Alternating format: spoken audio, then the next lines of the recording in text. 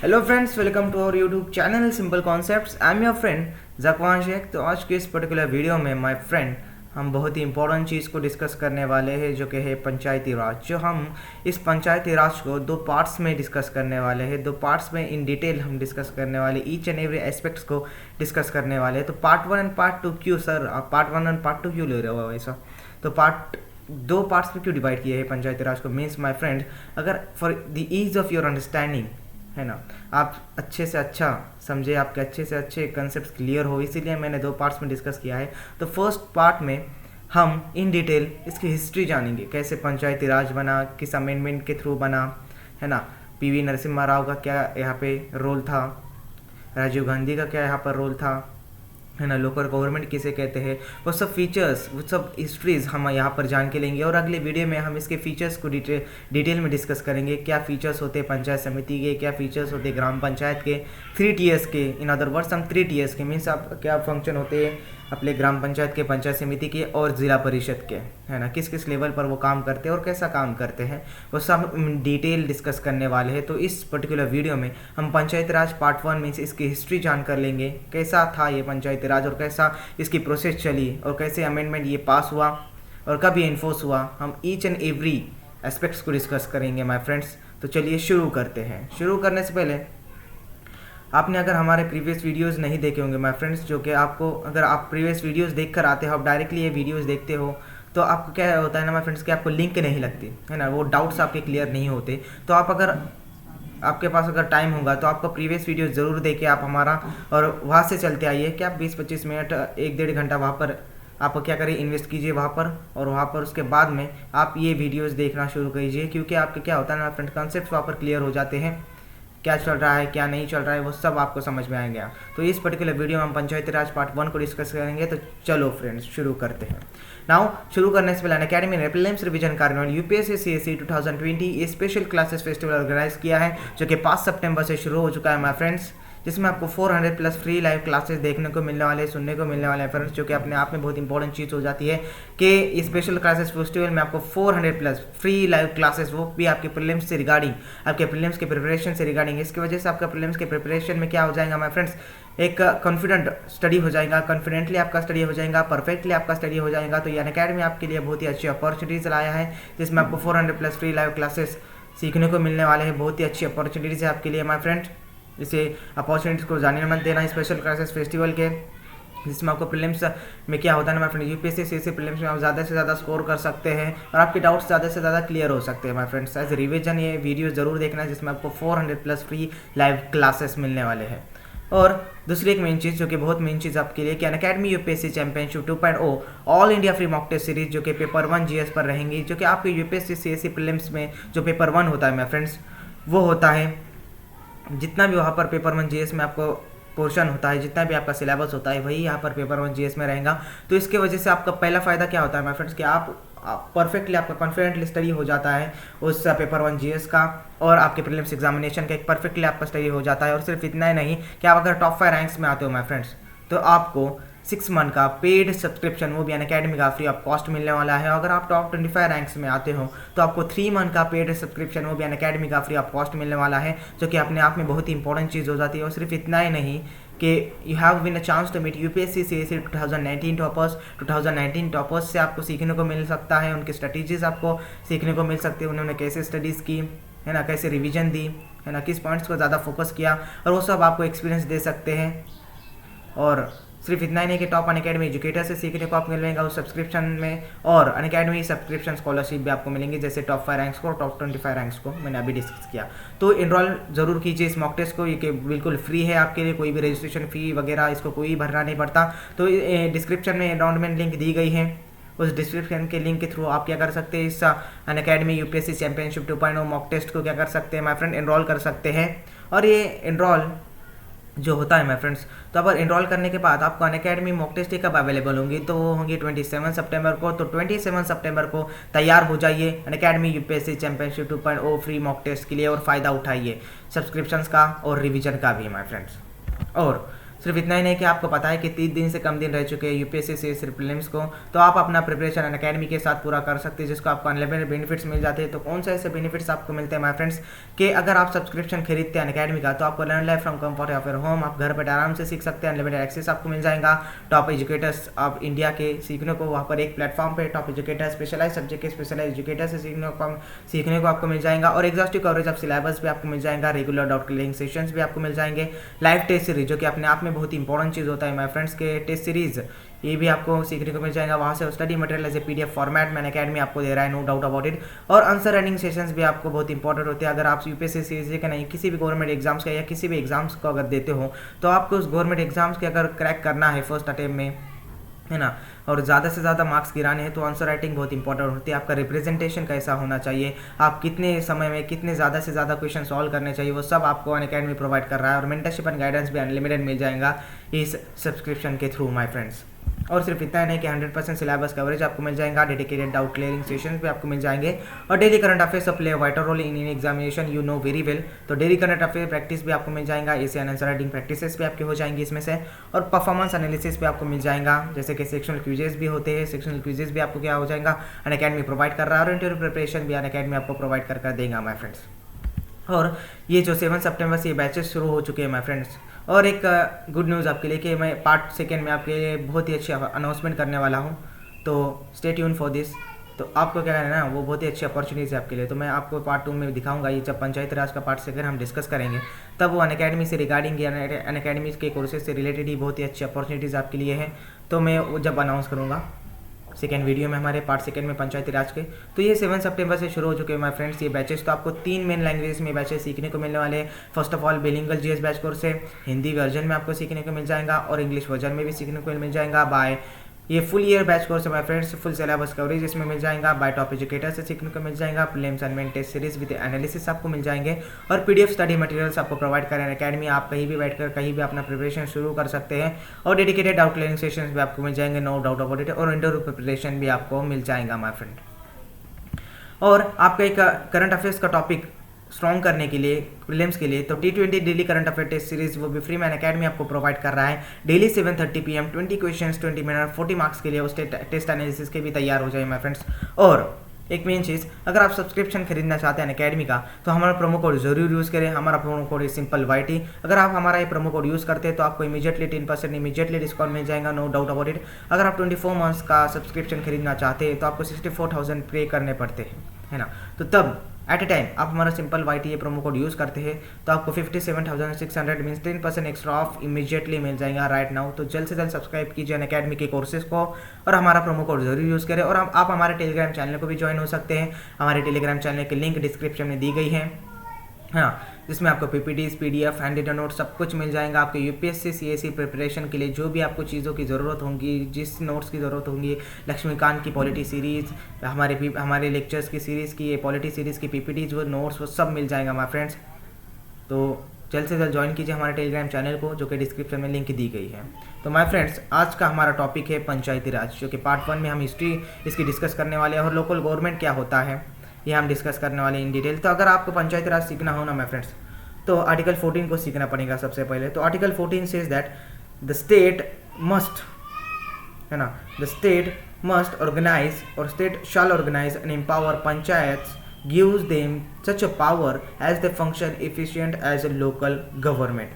तो हम यहाँ पंचायती राज जो है हम इस टॉपिक में, तो यहाँ पर आर्टिकल 40 में क्या बोलते हैं कि state shall organise and empower panchayat gives them such a power as they function efficient as a local government, है ना। तो आप क्या बोलते हैं ना, यहाँ पे क्या बात हो रही है, ये पूरा एक लाइन को समझ कर लीजिए आप, इन डेप्थ में आपके कंसेप्ट यहाँ पर क्लियर कीजिए कि अगर तो हम यहाँ पर पंचायती बनाने की बोल रहे हैं, पंचायत बनाने की बोल रहे हैं, तो हम वो पंचायत बनाने की नहीं बोल रहे, समझ रहे हो, पंचायत बनाने की बात नहीं चल रही है यहाँ पर, पंचायत ऑर्गेनाइज करने की बात चल रही है।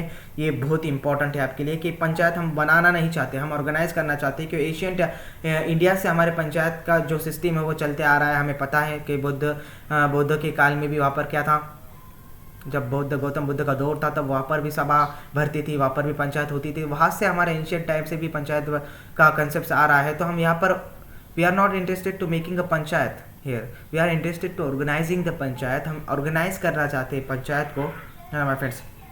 तो अगर हम ऑर्गेनाइज करना चाहते हैं पंचायत को यहाँ पर बनाने रहे, यहाँ पर ऑर्गेनाइज करना है, तो उन्हें पावर्स देने होंगे, है ना। तो उन्हें पावर्स तो देने होंगे, है ना। पंचायत तो आपको ऑर्गेनाइज करनी है तो उन्हें पावर्स देने हैं, जिसकी वजह से वो लोकल गवर्नमेंट की तरह फंक्शन कर सके, है ना। तो वो लोकल गवर्नमेंट की तरह फंक्शन कर सके। तो आर्टिकल 40 में हमने गांधीयन प्रिंसिपल फॉलो कर सकते हैं, समझ गया। Article 40 is totally depend on the Gandhian principle. तो इस गांधीयन प्रिंसिपल में ये कहा गया है माय फ्रेंड्स के जो गांधी जी के प्रिंसिपल्स है उसे हम गांधीयन प्रिंसिपल्स बोलते हैं। तो article 40 is totally depend on the Gandhian principles. तो इस गांधीयन प्रिंसिपल में ये कहा गया है my friends, the people should handle matters, समझ रहे हो, the people should handle the matters at their themself, समझ रहे हो, देमसेल्फ। द पीपल की जो भी प्रॉब्लम्स होंगे, जितने भी प्रॉब्लम्स होंगे, तो पीपल खुद हैंडल कर सके, पीपल खुद हैंडल कर सके वो मैटर्स को और खुद सॉर्ट आउट कर सके उस मैटर को। तो ये क्या बात बोल दी माय फ्रेंड्स, यहाँ पर क्या हो गया। और एक दूसरी बात यहाँ पर बोली थी गांधीयन प्रिंसिपल्स ने, तो politics should be grass root. तो पॉलिटिक्स का जो होता है, पॉलिटिक्स जो सिस्टम होता है वो ग्रास रूट तक जाना होना। तो ये बहुत बड़ा वर्ड हो गया हमारे यहाँ। तो इनडायरेक्ट डेमोक्रेसी है ना, हमारे यहाँ तो डायरेक्ट डेमोक्रेसी नहीं है, ये आपको पता है। हमारे यहाँ पूरी तरह से इनडायरेक्ट डेमोक्रेसी है। तो डायरेक्ट डेमोक्रेसी की बात हो गई ना, यहाँ पे पीपल को क्या खुद के इश्यूज को सॉल्व कर सकती है पीपल। तो जुडिशरी क्या काम का, कोर्ट्स क्या काम के, तो ये सर तो ये डायरेक्ट डेमोक्रेसी हो गई नहीं बेटा। अब क्या होता है ना माय फ्रेंड्स, तो यहाँ पर हमने यहाँ पर ये नहीं बोला, आपने अगर ध्यान देना होगा, आप इंटेलिजेंट होंगे तो आपने ध्यान दिया होगा माय फ्रेंड्स के यहाँ पर क्या बोला मैंने कि पीपल खुद हैंडल करेंगे, है ना। हमने ये नहीं बोला कि पीपल खुद हैंडल करेंगे, हमने ये बोला कि ग्रास रूट तक जाना चाहिए गवर्नमेंट को, है ना। कि पीपल के गवर्नमेंट जो होते हैं आपके ऊपर, जो आपको रिप्रेजेंट करते हैं, जो आपने चुने हुए होते हैं, वो आपके करीब जाना चाहिए, उन्हें आपके डाउट्स को क्लियर करना चाहिए, तो वो पीपल के करीब जाना चाहिए। तो अब विलेजर्स जो होते हैं माय फ्रेंड्स, तो वो स्टेट्स वहाँ पर डायरेक्टली कैसे देख सकते हैं। अगर विलेजर्स जो होते हैं वो स्टेट्स को क्या कर सकते हैं, इलेक्ट करके देते हैं, है ना, वो मिनिस्टर्स को इलेक्ट करके देते हैं, है ना। तो वहाँ पर क्या होता है ना माय फ्रेंड्स के वो स्टेट्स वहाँ पर डायरेक्ट विलेजेस में, कौन से विलेजेस में क्या चल रहा है, समझो महाराष्ट्र के विलेजेस, महाराष्ट्र के जो स्टेट है उस सातारा विलेज में, है ना, सातारा विलेज में अगर कुछ हो रहा है तो वहाँ पर स्टेट डायरेक्टली जाकर कैसे देख सकता है, इट इज़ इम्पॉसिबल। और यूनियन की तो बात बहुत दूर है, वो तो चांद की बात है, वो चांद की तरफ जाएंगे आप तो वहाँ पर क्या होगा, वो तो चांद से दूर है आपने वहाँ पर। तो यूनियन कैसे ध्यान रख सकता है, अगर स्टेट्स को इतना मुश्किल है ध्यान रखना यहाँ पर महाराष्ट्र के उनके स्टेट्स के विलेजेस पर, उनके सिले से विलेजेस के कुछ डाउट्स होंगे तो वहाँ पर यूनियन की तो बात बहुत दूर है ना। तो इट इज़ वेरी हार्ड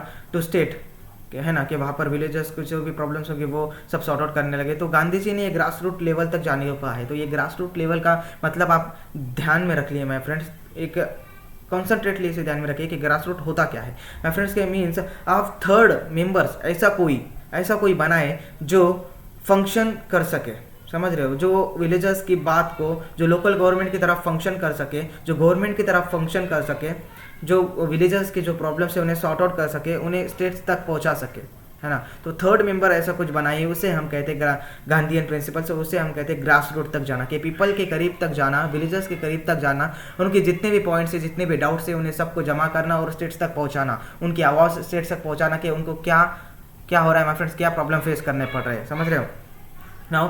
फिर तो ये डायरेक्ट डेमोक्रेसी की बात नहीं हुई, हमारे वहाँ तो indirect democracy, no doubt about it. तो हम ये डायरेक्ट डेमोक्रेसी नहीं मान सकते, है ना। तो ये ग्रास रूट फंक्शंस की बात चल रही है, डायरेक्ट डेमोक्रेसी की बात नहीं चल रही है। तो अब हम पंचायत, है ना माय फ्रेंड्स, पंचायत जो है माय फ्रेंड्स, जो पंचायत का पूरा कंसेप्ट है, जो PRI हम बोलते हैं, पंचायती राज इंस्टीट्यूशंस हम बोलते हैं, वो PRI वो स्टेट लिस्ट में नंबर 5 पर है ना। जब स्टेट्स बना तो वो स्टेट लिस्ट पर नंबर 5 पर है। तो इसे ऑर्गेनाइज और एम्पावर करना स्टेट्स के हाथों में होते हैं। भले ही यहाँ पर कॉन्स्टिट्यूशन अमेंडमेंट बिल जो यूनियन ने पास किया है, बट वो क्या होता है ना, वो जितनी भी पावर्स आपको ऑर्गेनाइज करना है या नहीं करना है, पंचायत, इस ग्राम पंचायत आपको रखनी है या नहीं रखनी है, जिला परिषद आपको किसी डिस्ट्रिक्ट में रखना है या नहीं रखना है, तो वो किसके दिल पर होता है, वो किसके अंडर होता है, किसके हाथों में होता है, वो स्टेट्स के हाथों में होता है। यूनियन का यहाँ पर कोई रोल नहीं होता। यूनियन सिर्फ यहाँ पर आपको क्या करती है, आपको सिर्फ क्या करती है, अमेंडमेंट बिल पास करके दिया, आप पंचायती राज बनाओ, वो स्टेट्स को बोल दिया। पर स्टेट्स को यहाँ पर अपॉइंट करना है पंचायती के मेंबर्स, और डायरेक्ट इलेक्शंस लेना है, और कैसे चेयरमैन को वहाँ पर अपॉइंट करना है, सब स्टेट्स के हाथों में होता है। तो ऑर्गेनाइज करना, इन अदर वर्ड्स ऑर्गेनाइज करना और एम्पावर करना सब क्या होता है, स्टेट्स के हाथों में होता है। तो ये क्या होता है ना माय फ्रेंड्स के, हम तो यहाँ पर पॉलिटिक्स भी हो जाती है, कन्फ्लिक्ट ऑफ इंटरेस्ट भी आ जाता है। तो अगर स्टेट्स के हाथों में है तो स्टेट्स की मर्जी, अगर वो पंचायत यहाँ पर बनाना चाहे तो बना सकता है, पंचायत यहाँ पर नहीं बनाना चाहिए तो नहीं बना सकता है। तो यहाँ पर पॉलिटिक्स भी खेली जाती है और यहाँ पर कन्फ्लिक्ट ऑफ इंटरेस्ट भी हो जाता है किसी वजह से, है ना माय फ्रेंड्स। अब आगे उठते हैं कि लोकल गवर्नमेंट क्या है ना। तो पंचायत राज को कॉन्स्टिट्यूशनल सैंक्शंस कब मिला माय फ्रेंड्स? तो through 73rd constitution amendment act 1992 में। समझ रहे हो, ये आपको प्रीलिम्स क्वेश्चन आ सकता है माय फ्रेंड्स के पंचायती राज को कब कॉन्स्टिट्यूशनल सैंक्शंस मिला? तो वो मिला through 73rd constitution amendment act 1992 में, जब यूनियन गवर्नमेंट ने 73rd कॉन्स्टिट्यूशन अमेंडमेंट एक्ट 1992 को जब पास किया और कहा कि आप पंचायती राज बना सकते हैं विलेजर्स में, जिसकी वजह से विलेजर्स की जो प्रॉब्लम्स है वो स्टेट्स तक पहुँच सके, वो यूनियन तक पहुँच सके, है ना माय फ्रेंड्स। तो जब पीवी नरसिम्हा राव, समझ रहे हो, जब पीवी नरसिम्हा राव जब पीएम थे उस वक्त, तो उन्होंने अमेंडमेंट बिल पास किया और ये इन्फोर्स हुआ था 24 अप्रैल 1993 को, जब पीवी नरसिम्हा राव जब के पीएम थे, जब ये लोकल गवर्नमेंट फॉर्म हुई, जब ये 73rd कॉन्स्टिट्यूशन अमेंडमेंट एक्ट 1992 को पास किया गया, जब वहाँ पर सरकार थी पीवी नरसिम्हा राव की, जब प्राइम मिनिस्टर थे पीवी नरसिम्हा राव, तो उन्होंने ये क्या किया, एक कॉन्स्टिट्यूशन सैंक्शन दिया पंचायती राज को और ये इन्फोर्स किया गया 24 अप्रैल 1993 को। अब आपके दिल में सवाल आएगा कि 73rd कॉन्स्टिट्यूशन अमेंडमेंट एक्ट ये 1992 को ही पास हुआ था, फिर तभी क्यों ने आपने अप्लाई किया, तभी क्यों नहीं आपने अप्लाई किया कि 24 अप्रैल 1993 आफ्टर द 1 ईयर क्यों अप्लाई किया फ्रेंड्स? तो उसकी बहुत बड़ी लंबी कहानी है, हम आगे डिस्कस करेंगे माय फ्रेंड्स के। अभी 73rd कॉन्स्टिट्यूशन अमेंडमेंट एक्ट 1992 के साथ ही 74th कॉन्स्टिट्यूशन अमेंडमेंट एक्ट 1992 भी पास हुआ। तो 74th constitution amendment act 1992 is deals with urban self government. जितने भी अर्बन सेल्फ गवर्नमेंट है और पंचायत राज है वो सब क्या हो गया, 73rd and 74th constitution amendment act 1992 में पास हुआ। तो यहाँ पर क्या हुआ माय फ्रेंड्स के पीवी नरसिम्हा राव के सरकार ने दोनों कॉन्स्टिट्यूशन अमेंडमेंट एक्ट पास किए, जो कि 73rd constitution amendment act 1992 deals with the Panchayati Raj PRI Panchayati Raj institutions, और 74th constitution amendment act 1992 urban self government जिसे बोलते हैं। ये ध्यान में रखना, यहाँ पर क्वेश्चन आ सकता है यहाँ पर। तो यहाँ पर पीवी नरसिम्हा राव के गवर्नमेंट ने दोनों को कॉन्स्टिट्यूशन सैंक्शन दे दिया और यहाँ पर पंचायती राज बनाई और अर्बन सेल्फ गवर्नमेंट बनाने को कहा, है ना फ्रेंड्स। तो ये अब आपका क्या है ना, 73rd कॉन्स्टिट्यूशन अमेंडमेंट एक्ट 1992 में तो हो गया, ये तो पास हो गया, पीवी नरसिम्हा राव ने इसे कॉन्स्टिट्यूशन सैंक्शन दे दिया, उनकी सरकार ने इसे कॉन्स्टिट्यूशन सैंक्शन दे दिया, तो कॉन्ग्रेचुलेशन आपके पंचायती राज इंस्टीट्यूशन बन गई। नहीं भाई, ये बहुत ही लंबी कहानी है ना, इसकी हिस्ट्री बहुत ही लंबी है कि इन्फोर्स हुआ 24 अप्रैल 1993 को। तो एक साल में ये क्या हुआ, ऐसा इतने लेट क्यों इन्फोर्स हुआ ये बाद में, तो ये बहुत लंबी बड़ी कहानी है माय फ्रेंड्स। तो कम्युनिटी डेवलपमेंट प्रोग्राम स्टार्ट किया था नेहरू गवर्नमेंट ने, जबकि नेहरू गवर्नमेंट जब थी माय फ्रेंड्स के कम्युनिटी डेवलपमेंट प्रोग्राम CDP जिसे कहते हैं हमने, उन्होंने स्टार्ट किया था, जो बहुत नेहरू गवर्नमेंट के टाइम से वो जिसे पूरी कंट्री में लगा दिया गया था, जिसे पूरी कंट्री में क्या हो गया था माय फ्रेंड्स के पूरी कंट्री में अप्लाई कर दिया गया था इस कम्युनिटी डेवलपमेंट प्रोग्राम CDP को। किस गवर्नमेंट ने, नेहरू गवर्नमेंट ने माय फ्रेंड्स के। तो फिर उसमें क्या होना, बाय नेशनल एक्सटेंशन सर्विस 1953 है ना, लगा दिया गया था ये थ्रू द नेशनल का ये जिसे बोलते हैं हम नेशनल एक्सटेंशन सर्विसेज 1953 के तहत। पर ये पूरी तरह से फेल हो गया, है ना, बहुत बुरी तरह से ये फेल हो गया। किसी ने यहाँ पर ये सपोर्ट नहीं किया, ना स्टेट्स ने किया, ना यूनियन ने ज़्यादा ध्यान दिया। तो community development programme through national extension services 1953 में जो नेहरू गवर्नमेंट ने जो लगा दिया था नेशन पर, बाय किसकी वजह से कि पंचायती राज इंस्टीट्यूशन बनना चाहिए हर स्टेट्स के विलेजेस में, तो वहाँ पर वो पूरी तरह से फेल हो गया माय फ्रेंड्स के। उसमें लैक ऑफ फाइनेंसेस थे, है ना, लैक ऑफ लिटरेसी रेट था। जब लिटरेसी रेट बहुत कम था हमारा, आपको पता है कि at the time of the commitment of the constitution हमारा लिटरेसी रेट बहुत कम था, 4% कुछ आसपास होगा, तो वहाँ पर बहुत कम था। तो इसीलिए हमने कुछ वहाँ पर सपोर्ट नहीं किया, स्टेट्स ने भी सपोर्ट नहीं किया, ज़्यादा ध्यान नहीं दिया। तो ये NES 1953 नेशनल एक्सटेंशन सर्विसेज के थ्रू जो कम्युनिटी डेवलपमेंट प्रोग्राम था नेहरू गवर्नमेंट ने लगा दिया था इंडिया पर, जो कि PRI बनना चाहिए, तो वहाँ पर वो बुरी तरह से फेल हो गया, है ना। तो फिर बलवंत राय मेहता कमेटी जो 1957 में बनाई गई, तो उसमें कहा गया कि डेमोक्रेटिक एंड डिसेंट्रलाइजेशन, है ना, तो डेमोक्रेटिक एंड डिसेंट्रलाइजेशन बनाने की ज़रूरत है, समझ रहे हो। तो डेमोक्रेटिक क्या होता है, मतलब डेमोक्रेटिक मतलब पीपल विल मेक, है ना, पीपल के हाथों में सब, है ना। तो डेमोक्रेटिक का मतलब क्या होता है माय फ्रेंड्स के सब पीपल के हाथ में जो भी इश्यूज है वो देमसेल्स, वो पीपल देमसेल्स क्या कर सकते हैं, अपने आप सॉर्ट आउट कर सकते हैं। और डिसेंट्रलाइजेशन का मतलब क्या होता है माय फ्रेंड के सब गवर्नमेंट के पास लेकर मत जाओ, आप सब स्टेट्स के पास लेकर मत जाओ, आप सब यूनियन के पास लेकर मत जाओ, कोई थर्ड मेंबर्स तो रखो ना। तो उसमें आप क्या कर सकते हैं, उसके थ्रू आप स्टेट्स तक जा सकते हैं। अगर इम्पॉसिबल है स्टेट्स तक जाना, इम्पॉसिबल है यूनियन तक जाना आपके प्रॉब्लम्स को लेकर, तो यहाँ पर तो लोग थर्ड मेंबर तो रखो, जिसकी वजह से आप क्या कर सकते हैं, उस आपकी आवाज़ को, आपके डाउट्स को वहाँ पर क्या कर सकते हैं, स्टेट्स में और यूनियन के पास ले जा सकते हैं। तो यहाँ पे क्या हुआ, तो लोकल गवर्नमेंट भी रखो। तो ये भी ये एक रिकमेंडेशन दिया था माय फ्रेंड्स के, डेमोक्रेटिक एंड डिसेंट्रलाइजेशन होना चाहिए बलवंत राय मेहता कमेटी 1957 में। बट क्या हो गया ना माय फ्रेंड्स के, तो उसके उन्होंने 3 टायर्स बनाने को रिकमेंडेशन दी थी। ये भी एक रिकमेंडेशन थी कि बलवंत राय मेहता कमेटी की कि 3 टायर्स बनने चाहिए पंचायती राज इंस्टीट्यूशन के पीआरआई के। तो वो फर्स्ट होता है कि ग्राम पंचायत, सेकेंड है पंचायत समिति और थर्ड है जिला परिषद, है ना। ये 3 टीएस बनाने की रिकमेंडेशन दी थी बलवंत राय मेहता कमेटी ने 1957 में। तो इसमें इलेक्टेड पीपल होने चाहिए। ये भी एक ये थी कि इसमें पीपल ने इलेक्टेड किए हुए मेंबर्स होने चाहिए इस कमेटी में। ग्राम पंचायत में, पंचायत समिति में, जिला परिषद में, जो कि क्या होता है ना फ्रेंड्स के पीपल खुद इलेक्ट कर इन्हें दे, है ना। तो फिर यहाँ पर ये इन्होंने रिकमेंडेशन दी थी। तो राजस्थान में नागौर डिस्ट्रिक्ट जो होता है माय फ्रेंड्स, राजस्थान के नागौर डिस्ट्रिक्ट में ये पहली बार क्या किया गया, ये पहली बार इंट्रोड्यूस किया गया पीआरआई को, पंचायत राज इंस्टीट्यूशन को। बट वहाँ पर क्या हुआ माय फ्रेंड्स, वहाँ पर भी क्या हुआ, वो बुरी तरह से फेल हो गया। तो दूसरी बार ये बुरी तरह से फेल हो गया माय फ्रेंड्स।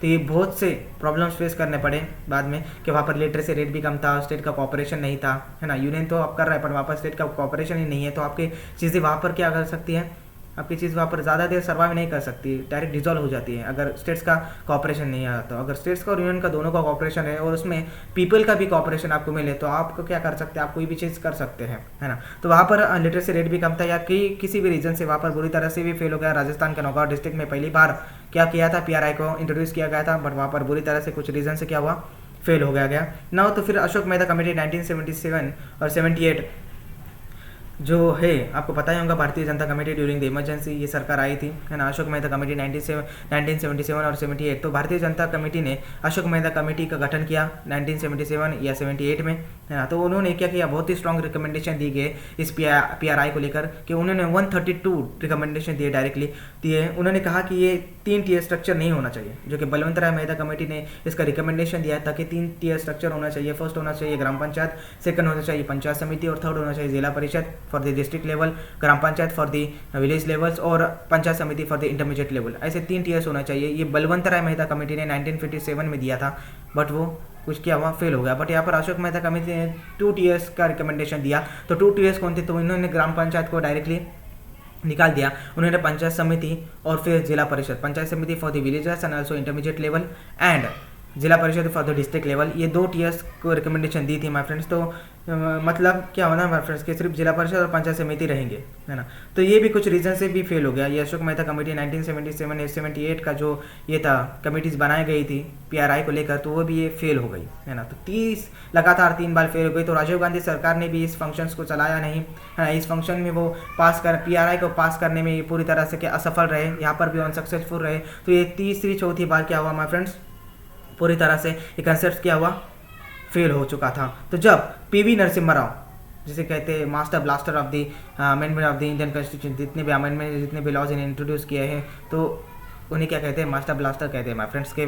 जब पीवी नरसिम्हा राव बने, है ना, जब पीएम बने, प्राइम मिनिस्टर बने, तो उन्होंने क्या किया, तो उन्होंने थैंकफुली पीआरआई को क्या कर दिया, पंचायती राज इंस्टीट्यूशंस को क्या किया माय फ्रेंड्स, थैंकफुली इंट्रोड्यूस कर दिया गया। और उन्हें through the 73rd constitution amendment act 1992, और वो इन्फोर्स हुआ। कब इन्फोर्स हुआ हमारे फ्रेंड्स, तो वो इन्फोर्स हुआ 24 अप्रैल 1993 में, है ना। तो ये हिस्ट्री थी इसके बीच में कि आपको बोला था कि 1 साल का वक्त क्यों लगा। तो इतने तीसरे चौथे बार ये फेल हुआ, इतने बार ये फेल हुआ पीआरआई का कॉन्सेप्ट। तो बाद में पीवी नरसिम्हा राव जब पीएम बन चुके थे, जब उन्होंने 73rd कॉन्स्टिट्यूशन अमेंडमेंट एक्ट 1992 तो जब पास किया, तो it is related to Panchayati Raj institution, तो उन्होंने यहाँ पर 3 टीयर्स का रिकमेंडेशन दिया था।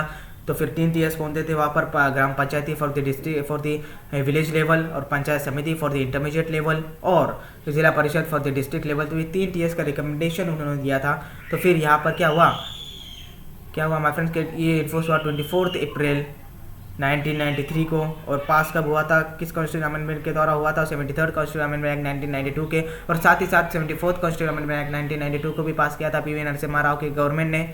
तो वो 74th constitution amendment act is related to the urban self government, ये आपको पता है ना फ्रेंड्स। तो ये हिस्ट्री थी पूरी, है ना फ्रेंड्स। तो हम एक बार रिवाइज करते हैं हमने क्या क्या देखा पहले इस पार्ट 1 में। तो पार्ट 1 में हमने देखा लोकल गवर्नमेंट के फंक्शन क्या होते हैं, पंचायती राज इंस्टीट्यूशन कब हुआ, 73rd कॉन्स्टिट्यूशन अमेंडमेंट एक्ट 1992। तो कॉन्स्टिट्यूशन सैंक्शन उन्हें पीवी नरसिम्हा राव गवर्नमेंट ने दिया, तो इसे इन्फोर्स हुआ 24 अप्रैल 1993 में। तो इतने 1 साल बाद क्यों इन्फोर्स हुआ, हमने हिस्ट्री को देखा।